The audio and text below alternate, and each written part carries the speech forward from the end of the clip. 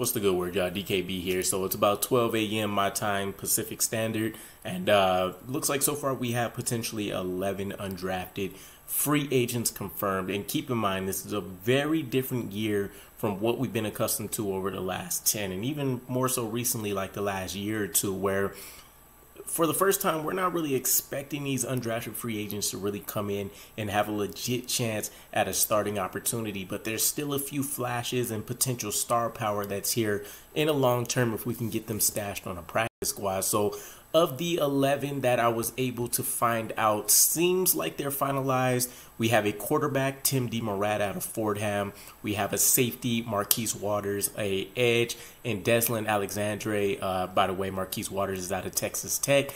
Deslin's out of Pittsburgh. We have, and this seems like, based on a report that I saw, seems like we paid a good amount of money to secure him in New York. Wide receiver TJ Luther out of Gardner-Webb. We have a linebacker out of Oklahoma in Malik Hall. Cornerback out of Kentucky, Khalif Halassi. A tight end out of Georgia Tech, EJ Jenkins. A wide receiver out of Southern Miss, Jason Brown-Lee. A linebacker out of Alcorn State, Claudin Cherilis. A defensive lineman out of Ole Miss, KD Hill. And a linebacker out of Caleb Johnson. So I don't have a full breakdown of all of these guys yet, but some trends that you'll notice among this group with the linebackers, they all literally fit the Joe Douglas linebacker archetype to a T, right?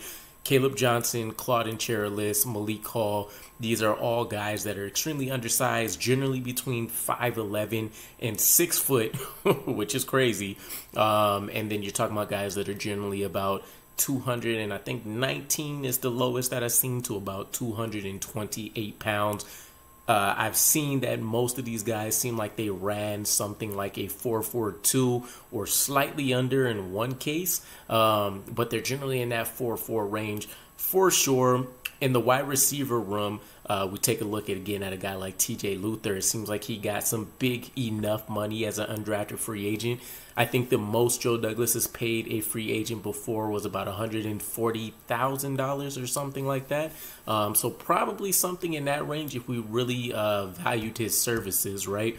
And from what I recall, with a guy like TJ Luther, he's a guy that ran a 4.45, 6 foot frame.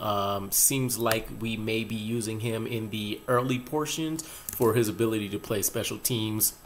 Outside of that, though, you take a look at the safeties. I wish we had somebody that was more of a free safety option, but potentially some long-term guys, we can get them developed up. On here, we had Marquise Waters here.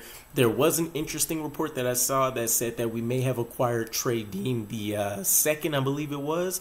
So if we do, at least we have a better-looking strong safety option. But again, none of these guys really fit the mold. So I seen Brandon Joseph go elsewhere. I think it was the Cowboys, maybe, or the Lions. It was the Lions, actually.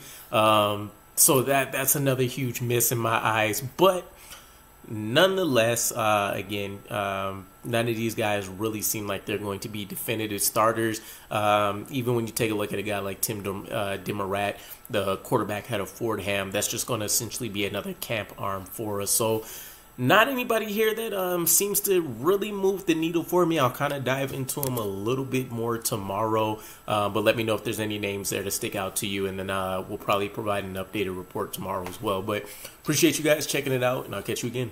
Peace.